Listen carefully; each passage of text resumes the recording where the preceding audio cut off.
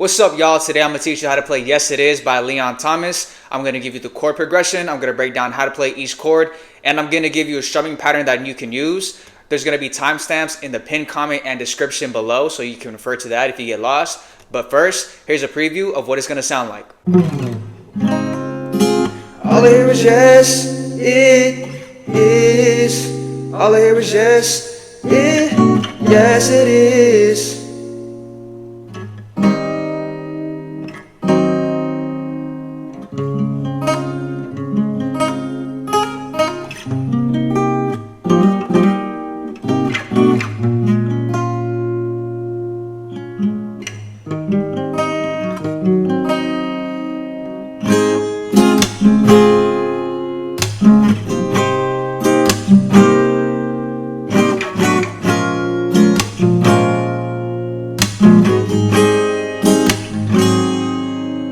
So we have a capo here on the 4th fret, and every chord that I teach is relative to the capo. You need to know 6 chords for this song, and those 6 chords are A major 7, G sharp minor 7, G minor 7, F sharp minor 7, E major 7, and E7. All right, and here's a breakdown of how to play the chords. First chord is A major 7, so we're putting our fingers on the 1st fret of the G string and the 2nd fret of the D and the B string, and it's going to sound like this.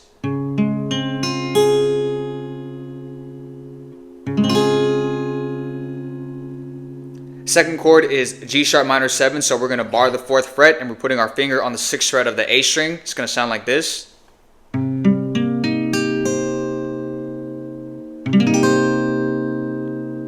Next chord is G minor 7, so we're going to take that same bar chord shape and we're going to slide down here to the 3rd fret, and we have our G minor 7.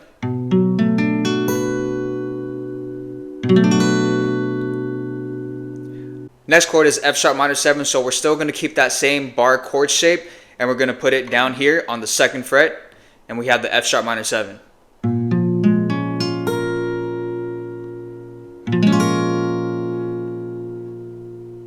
Next chord is E major 7, so we're putting our fingers on the 1st fret of the D and the G string and the 2nd fret of the A string, and it's going to sound like this.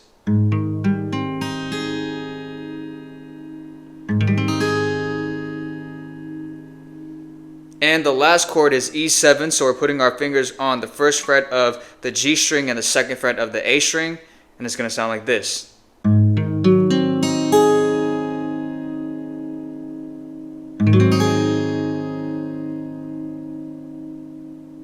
So in that particular order, that's how the chord progression is going to go. And if we think about it in 4 counts, it's going to go like this. 1, 2, 3, 4, 1, 2, 3, 4, 1, 2, 3, 4, 1, 2, 3, 4, 1, 2, 3, 4, 1, 2, 3, 4, 1, 2, 3, 4, 1, 2, 3, 4.